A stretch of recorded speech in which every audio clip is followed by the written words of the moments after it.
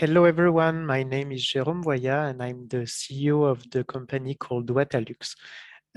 So we are actually developing, producing and selling the Wata technology, which is an approach based on an electrolyzer.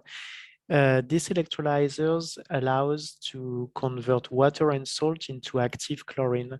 And this approach and device is actually used on the field where the access to chlorine is an issue to produce chlorine where it is needed. So I would like to introduce you a study that we have achieved in Benin, thanks to a project funded by GIZ, the German cooperation. So basically, we have set up 31 water devices in 19 different locations in Benin, West Africa. So you can see it on the map, actually, that we have worked basically all around the country. And I would like first to highlight why the supply of chlorine can be an issue, actually. So when you are far from the main cities and capital, the logistic can be an issue basically because the supply can be difficult.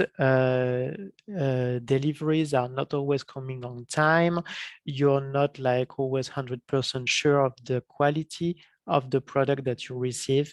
The purchasing power can be an issue as well because the people in charge of water pipe systems have their own budget, and it might be difficult for them to purchase chlorine if the price is going suddenly very high, for instance. So that's why the approach of on-site chlorination can be a solution for them. In the context of this project, we have basically set up on-site production of chlorine, as you can see it here, directly going to the water pipe system. So basically, we are connected to a water tank here on that side, a dosing pump as well, and then the chlorinated water is going through the system to the network. To do this study, actually, we have tested the quality of water in 3 different locations. First of all, at the very beginning of the water network, then at the chlorination point, and the third location was the most distant point after chlorination. The test actually was mainly based on residual chlorine. So why residual chlorine? Because when you still have residual chlorine, you will mainly avoid the risk of recontamination. I'm obviously talking about microbiological contaminations mainly.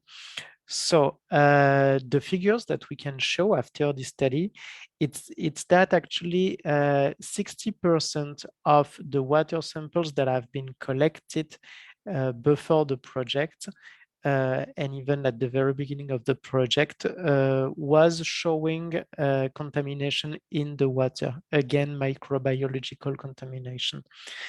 After our project, it was 0% of water contaminated after chlorination. So in that sense, it is a success. But we have to balance this success with the reality, because in our project, 9 out of the 31 locations are actually showing other issues than the chlorination itself. In 7 locations, the dosing pump is an issue actually and is not working properly. And in 2 other locations, we are assessing a lack of water and lack of electricity. So we take as a lesson learned as well that not only the project itself and the chlorination is a focus, but also the infrastructure around.